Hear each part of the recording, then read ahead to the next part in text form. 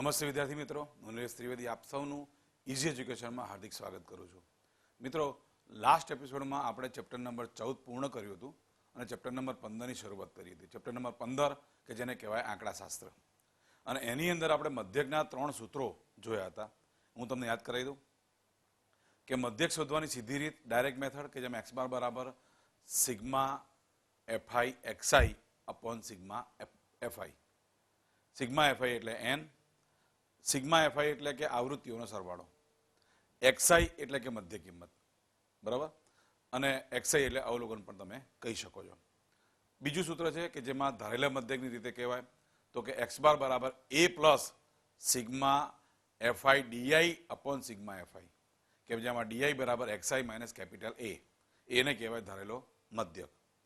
ત્યારબાદ વિચલનની રીતે મધ્યક શોધવાનું સૂત્ર x બાર બરાબર a plus sigma fi ui upon sigma fi ગુણ્યા c, એમાં ui એટલે xi માઇનસ a છેદમાં c, અને c એટલે વર્ગ લંબાઈ. હવે જ્યારે આપણે શરૂઆત કરીએ છીએ સ્વાધ્યાય 15.1, તો દાખલાની અંદર કોઈ સ્પેશિયલ મેથડ લખી ના હોય કે ધારેલા મધ્યકની રીતે કે વિચલન રીતે, તો તમારે વિચલનની રીતે જ દાખલો ગણી નાખવાનો, ઝડપથી પતી જશે, બરાબર. તો આપણે પહેલો જ ક્વેશ્ચન લઈએ છીએ. ક્વેશ્ચન આ પ્રકારનો છે, તમે જોઈ શકશો કે તમને વર્ગ અને આવૃત્તિ આપેલા છે અને મધ્યક શોધવાનું કીધું છે. તો વર્ગ છે 0 થી 50, 50 થી 100, 100 થી 150, 150 થી 200, 200 થી 250, 250 થી 300, 300 થી 350. આવૃત્તિ આપી છે 10, 15, 30, 20, 15, 8 ને 2. સૌથી પહેલું કામ આ કરવાનું કે આવૃત્તિનો સરવાળો કરી દેવાનો, એટલે આપણને મળી જાય સિગ્મા fi. 5 અને 5 10 ને 8 18 ને 2 20, ની શૂન્ય વધી પડી 2, 2 ને 1 3 ને 4 ને 3 7, 8 9 ને 10. અહીંયા મળી ગયા 100. આને કહેવાય સિગ્મા fi. આવૃત્તિ મળી ગઈ. ત્યાર પછીનો જે કોલમ છે એ છે મધ્ય કિંમત. વર્ગો હોય ત્યારે મધ્ય કિંમત,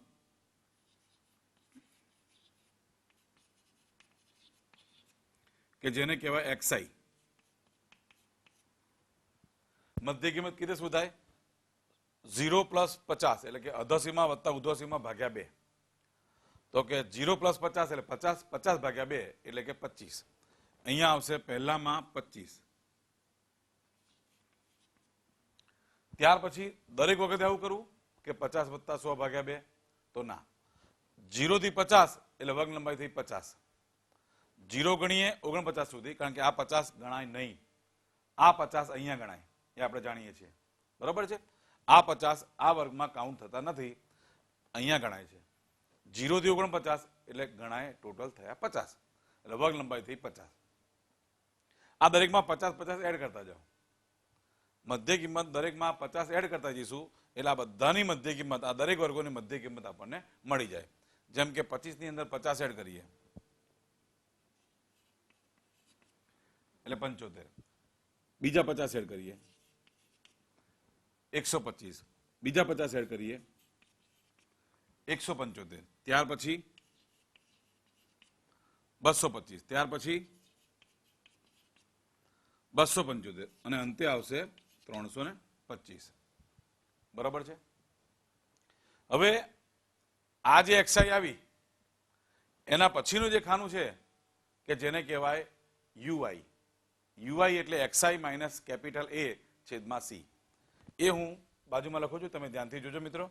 ui બરાબર xi માઇનસ કેપિટલ A છેદમાં c.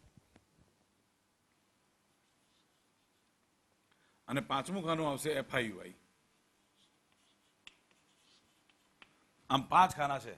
આ રીતને વિચલનની રીત કહેવાય છે, અને આનાથી જલ્દી દાખલો થઈ જાય મિત્રો, બરાબર. તો ui એનું સૂત્ર છે xi minus a capital c. આ એનું સૂત્ર ui બરાબર xi માઇનસ a છેદમાં c. હવે તમે જોઈ શકશો અહીંયા કે તમને અહીંયા જે મધ્ય કિંમત આપેલી છે 25, 75, 125, 175, 225, 275, 325, એની અંદરથી તમારે એક જગ્યાએ ધારેલો મધ્યક કેપિટલ A લેવાનો છે. તો એના માટે સરળતા રહે એટલા માટે આ બધા કુલ કેટલા છે જોઈ લો.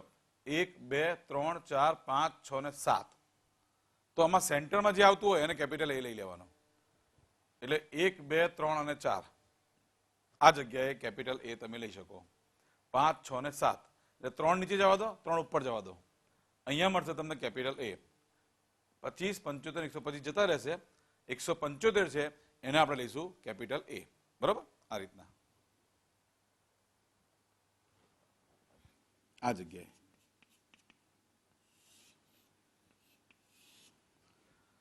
હવે જે યુઆઈ શોધવાનું છે એ બહુ સિમ્પલ છે.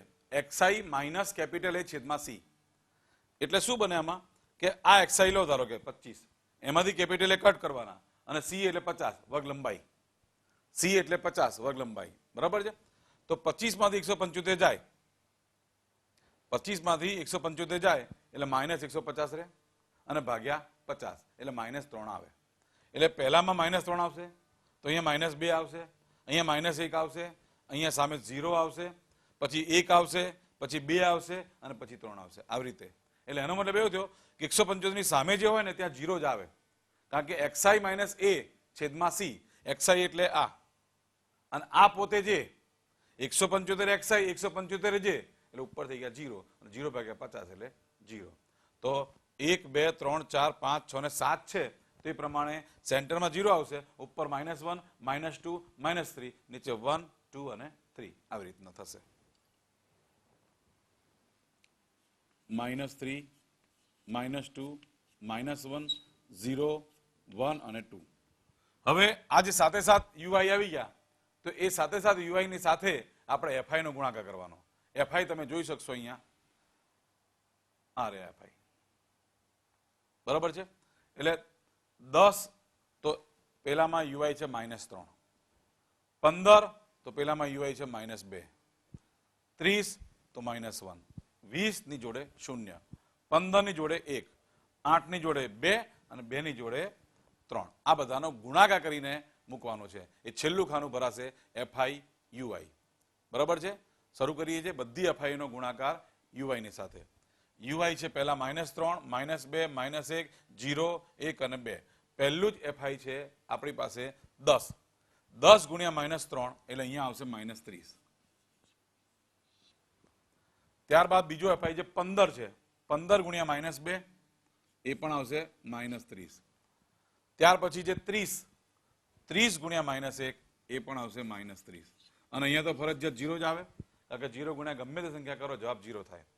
ત્યાર પછીની 3 સંખ્યા કોઈ છે તમે જોઈ શકશો.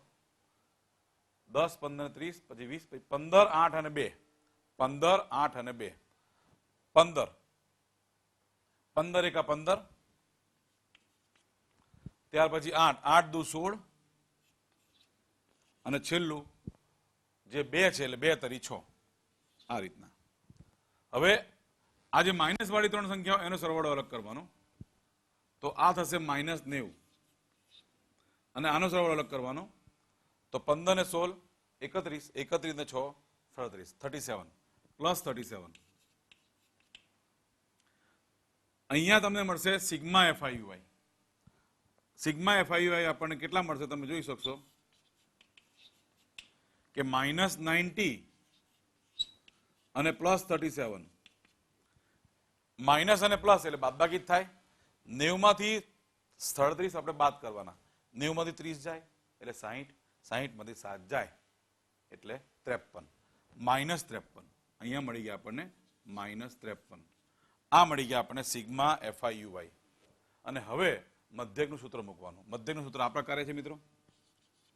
x bar is equal to a plus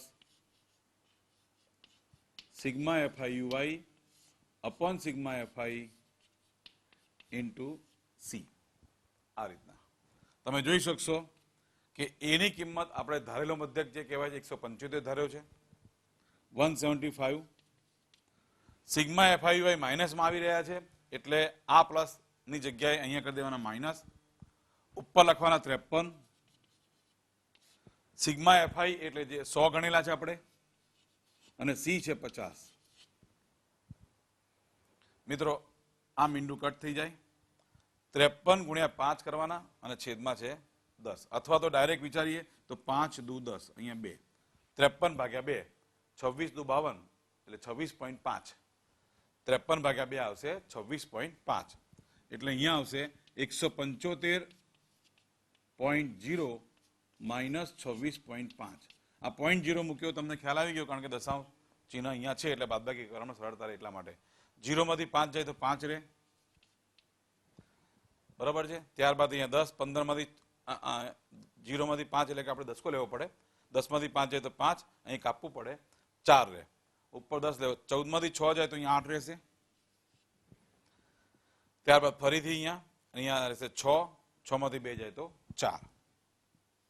1 ના 1, 148.5. આ આવી ગયો તમારો મધ્યક. અને મધ્યકની ગણતરીમાં ખાસ ધ્યાન રાખવાનું કે તમારે એ જે છે એની સાથે આને મર્જ કરવાનું નહીં. આટલા ભાગનો અલગ જ જવાબ શોધી નાખવાનો. મારો કહેવાનો મતલબ એમ છે કે 53/2 હોય તો આ 2 લસા લઈને આમ ગુણાકાર એવું કશું નહીં કરવાનું. આને એને અલગ જ રાખવાનો. આટલા ભાગનો જે કોઈ જવાબ આવે એની સાથે આને એડ કરવાનો અથવા તો બાદબાકી કરવાની આવે, બરાબર છે. આ કાયમ તમારે ધ્યાન રાખવાનું. તો ફરી એકવાર જરા જોઈ લઈએ. દાખલામાં તમને વર્ગ અને આવૃત્તિ આપેલા હતા. વર્ગો એકદમ પરફેક્ટ વર્ગીકૃત માહિતી છે. બધા વર્ગોની વર્ગ લંબાઈ સમાન છે, એટલે તમે વિચલનની રીત વાપરી શકો, ધારેલા મધ્યકની રીત પણ વાપરી શકો. આમાં આપણે વિચલનની રીત વાપરીશું. વિચલનની રીતમાં ત્રીજું ખાનું મધ્ય કિંમત આવે. xi હંમેશા કેવી શું થાય તો કે બંનેની અધસીમા અને ઉધસીમાનો સરવાળો ભાગ્યા 2 પહેલી મળે. ત્યારબાદ વર્ગ લંબાઈ એડ કરતા જાઓ, બધાની મધ્ય કિંમત મળે. એની અંદરથી સેન્ટરમાં હોય અને કેપિટલ A ધારેલો મધ્યક, અને એના અનુસંધાનમાં ui અને FI ui. જ્યાં સેન્ટરમાં A હોય એની સામે 0, ઉપર -1, -2, -3, નીચે 1, 2, 3. અહીંયા FI અને UI નો ગુણાકાર અને બધાનો સરવાળો. એમાં ખરેખર સરવાળો કરવાનો જ નથી હોતો, કારણ કે બાદબાકી સરવાળો બે ભેગું થઈ જ જાય, કારણ કે માઇનસ અને પ્લસ આવે જ એટલે બાદબાકી જ થાય. પણ કહેવાય એને સિગ્મા FI UI. તો એ જે જવાબ આવે સિગ્મા FI પ્લસમાં આવે તો પ્લસમાં, માઇનસમાં માઇનસમાં. એ બંને તમારે મૂકી દેવાના આની અંદર કે x બાર બરાબર a plus sigma FI UI upon sigma FI ગુણ્યા c. c એટલે વર્ગ લંબાઈ, સિગ્મા FI આપણે મળેલો છે. સિગ્મા FI એટલે n કે જે બન્યા આવૃત્તિનો સરવાળો, અને a એટલે ધારેલો મધ્યક. અને ગણતરી કરતા અંતે આપણને મધ્યક મળ્યો 148.5. બરાબર છે. ત્યાર પછીનો ક્વેશ્ચન 2.